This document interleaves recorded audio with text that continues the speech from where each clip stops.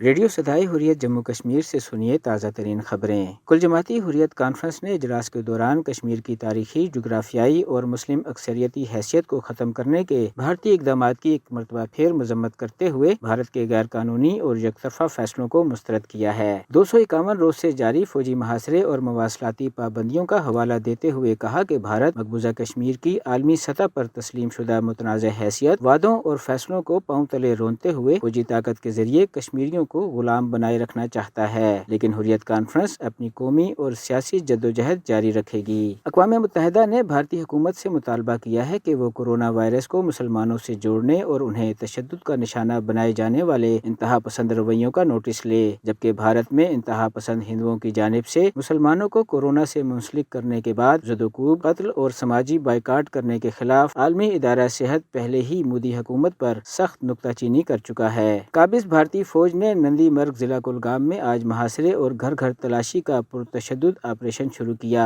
جبکہ بھارتی پولیس نے RS پورہ جموں سے ایک کشمیری مظفر بیگ ساکن ہندواڑہ کو مجاہدین کا ساتھی ہونے کا الزام لگا کر گرفتار کر لیا ہے۔ بھارتی حکومت نے مقبوضہ کشمیر میں کورونا کے پھیلاؤ کو روکنے کے لیے نافذ سخت لاک ڈاؤن کی آڑ میں سینکڑوں بھارتی ہندوؤں کو کوارنٹائن کے نام پر پلوامہ کے اسکولوں میں ٹھہرا دیا۔ اس کے ساتھ ہی خبریں ختم ہوئیں۔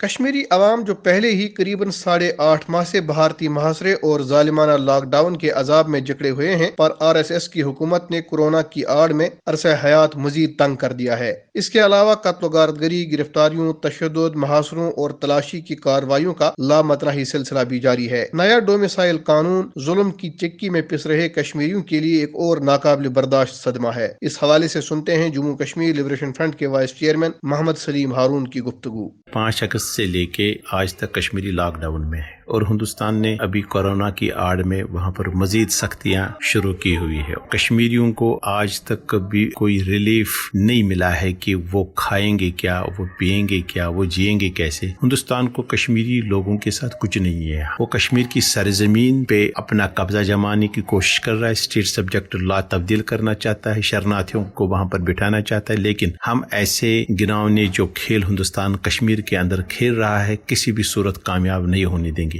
کشمیری اپنی ہمت سے وہ چیز حاصل کر کے رہیں گے جس چیز کا ہم کشمیریوں نے تہیہ کر رکھا ہے، اور وہ ہے آزادی، آزادی اور آزادی۔ ہندوتوا کے تشدد پسند اور سفاکانہ نظریے کی جارحانہ اور انسانیت کش پالیسیوں نے نہ صرف کشمیریوں بلکہ بھارت میں بھی کروڑوں مسلمانوں کی زندگیوں کو خطرے میں ڈال دیا ہے۔ اس سے پہلے کہ یہ مزید بھیانک رخ اختیار کرے، اقوام عالم کو اس کے تدارک کے لیے اقدامات کرنے چاہیے۔